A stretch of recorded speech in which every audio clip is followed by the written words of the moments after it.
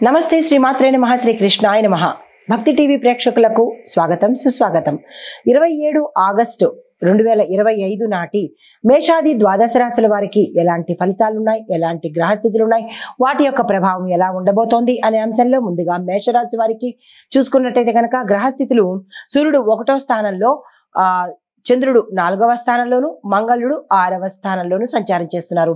ఈ సంచార ఫలితాలు ఆర్థికంగా ఖర్చులు నియంత్రణలో ఉంచండి. పాత బిల్లులు చెల్లింపుకు వచ్చే అవకాశం కనబడుతోంది.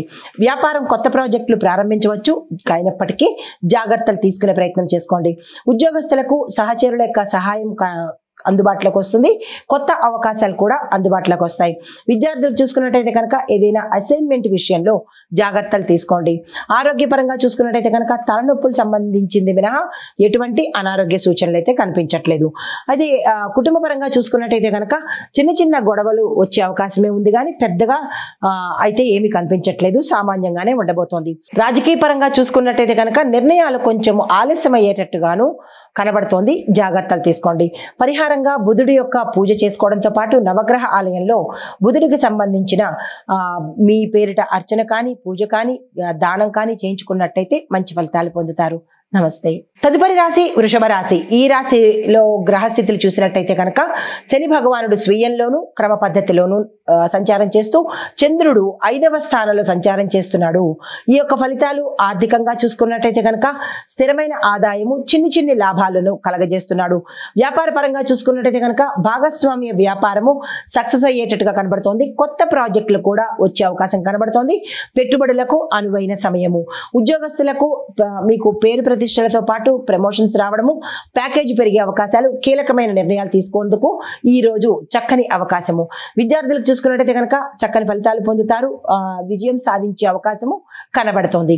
ఆరోగ్యపరంగా చూసుకున్నట్టయితే కనుక ఎటువంటి అనారోగ్య సూచనలు ఈ రోజు కనిపించట్లేదు.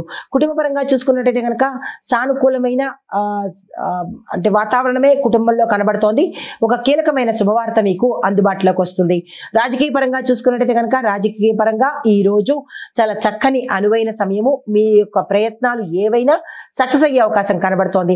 అది మీకు చెప్పదగిన పరిహారము, శని భగవానుడికి గూడాన్నాన్ని అంటే బెల్లపు అన్నాన్ని నివేదన చేసినట్టయితే మంచి ఫలితాలు పొందే అవకాశం కనబడుతోంది. నమస్తే. తదుపరి రాశి మిథున రాశి. ఈ రాశి వారికి చంద్రుడు 6వ స్థానంలో సంచారం చేస్తుండడం వల్ల కొత్త ఆలోచనలు సక్సెస్ అయ్యే అవకాశం కనబడుతోంది. బుధుడు 1వ స్థానంలో సంచారం చేస్తుండడం వల్ల వ్యాపారంలో జాగ్రత్తలు తీసుకోవాల్సిన పరిస్థితిని సూచిస్తున్నాడు. అయితే ఆర్థిక పరంగా చూసుకున్నట్టయితే కనుక చిన్న లాభాలు వచ్చే అవకాశం కనబడుతోంది. ఖర్చులు నియంత్రణలో ఉంచే ప్రయత్నం చేసుకోవచ్చు. వ్యాపార పరంగా చూసుకున్నట్టయితే కనుక కొత్త పెట్టుబడులు చేసుకోవాలనుకుంటే కనుక ఈ రోజు జాగ్రత్తలు తీసుకోండి.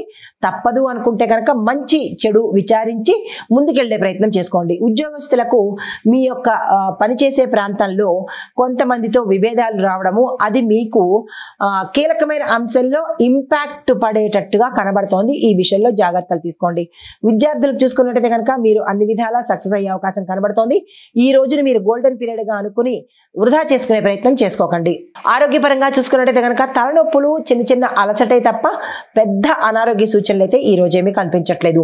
కుటుంబపరంగా చూసుకున్నట్టయితే కనుక మీ యొక్క రిలేషన్స్ మీద, అంటే ఏ రిలేషన్ అయినా కావచ్చు, తల్లిదండ్రులు కానీ లేదా బంధువులు కానీ ఫ్రెండ్స్ కానీ, ఈ అంశాల మీద జాగ్రత్త పెట్టండి. కొంచెం మాటను జాగ్రత్తగా వాడుకునే ప్రయత్నం చేసుకోండి.